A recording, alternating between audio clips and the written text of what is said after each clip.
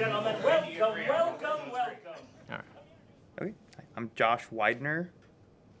I'm Jesse Bader, I'm Randy Kalin. and together we make up Disbelief. Sorry. I don't know. I was like... No, it's perfect. Yeah. Let's just practice that part. So together we make up I thought we were just Disbelief. supposed to- Just Disbelief, yeah. Okay. But, like, you can say that. Okay, together we make up Disbelief. Okay. All right, we got it. Is that fine? Is that cool? Close enough. Yeah, I think that's cool. Welcome to Disbelief Cocktails and Conjuring. So what is this Disbelief Cocktails and Conjuring? It was right after, kind of after COVID, and it was kind of out of necessity because I had somebody reach out to me who wanted a really long show, like longer than I could do by myself, and I trusted these two guys. I thought they could do an awesome job as well, so that was kind of like our first one. It wasn't an actual Disbelief show at the time. It was our show that we did together, and then us creating like the formalized version of it was because Westport Playhouse needed a show. And you need to get your money back. So I just want you to look at the serial number here with me. I want you to remember this: PL759756138. We all wanted to elevate it, so we linked up real quickly on trying to better magic and to be able to put good shows on. So when Josh offered a chance for us to work together, we had so much fun. We said, we got to do this again. How about you, Randy? You excited? I'm very excited. It's showtime. One time we decided to go someplace to get something to eat, and I believe it was Jesse said there's this place called the Golden Hoosier. And we went there to get something to eat, and it was a bar, grill, and we were, needless to say, fooling with cards and rubber bands and things. And the manager saw us and said, what are you guys doing with all the stuff there? And we told him we were magicians. And he said, there's a little platform upstairs in case you ever want to put a show. And didn't realize that the place had not been open that long, but they were looking for any way they could to expand. So we immediately were curious. Yeah, we'll look at it, and said, what a hoot. We doubted anybody would come see us, but we were going to put on a show. Yeah, well, I could put a high card or a low card. What do you think I did? A high card or a low card? High. High card. Exactly as you thought, Corey. You were perfect. It's a different experience because like most time you just go and you watch a magic show. This thing, it's more like you kind of come into this like speakeasy environment that was created, and you watch a show on stage. You watch, you get to see magic that happens like right in front of your eyes at your table, and then after, as if that wasn't all enough, right after you're done with all of that, there are still 2 close-up magic shows that happen as well. They're like formal, sit around a table, watch some crazy stuff happen, kind of magic. Something that's very unique about our shows, many times magicians are kind of hired as an afterthought. You have a corporate dinner banquet, and they say, hey, can you, stroll around and do some magic for our guests or something, and you do, but the guests are like, what are you doing? They're not there to see the magic per se. Well, we're the only place in St. Louis where people come destined because they want to see magic. Is there any way that I could have known that you were going to say a 10? No. Look at that. No.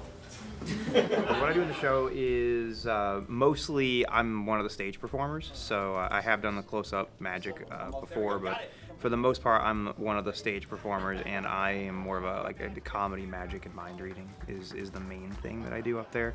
So my goal anytime I'm on the stage is to just get as many people laughing for as long as possible. I do the close-up portion of the show, so that's magic right underneath your nostrils, super up close, things that happen in my hands and also the spectators' hands. So I get people in the front involved, people in the back involved.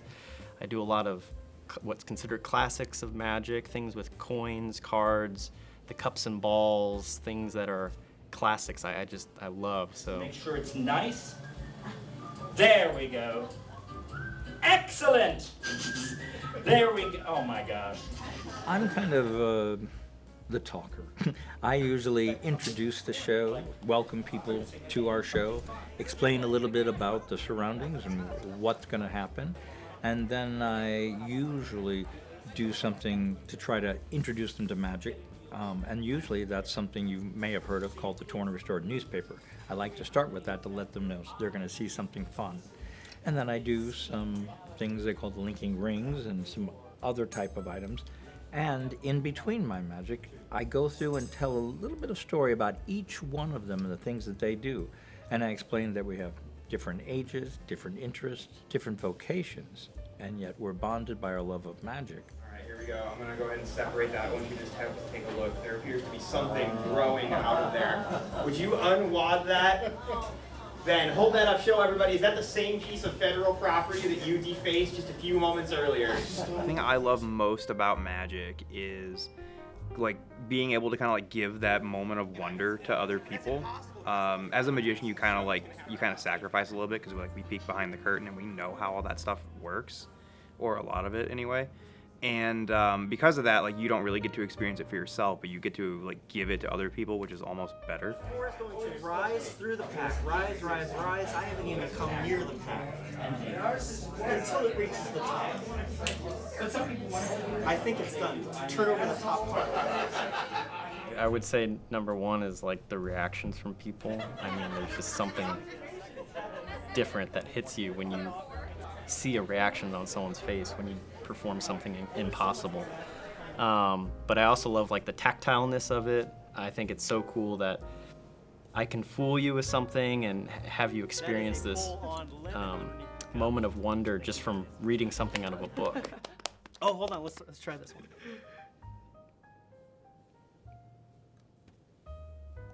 There's another lemon. That's another lemon. Oh, and I always end with a lime. Thank you guys. Oh, that's really good. Thank you. I love kind of what Josh said, the sense of wonder that you can create and happiness. I mean, there's people who've said that they don't care for magic, but what they're really saying is they haven't seen entertaining magic. Whereas we present something nice, and when we do it, we're not doing it to fool you, just to fool you. We're doing it to bring a sense of joy to you and wonder. Sometimes at a grocery store, if there's nobody in line behind me and I say, hey, I want to show you something, because these people that feel like, it's a long day, bring a sense of joy to them real quick. We've been to the airport and there's a kid that's crying and something like that, and you go up to them, get on your knees and say, let me show you something, and they start smiling. You really bring a sense of joy and wonder to people in ways that you can't imagine any other outlet does for them.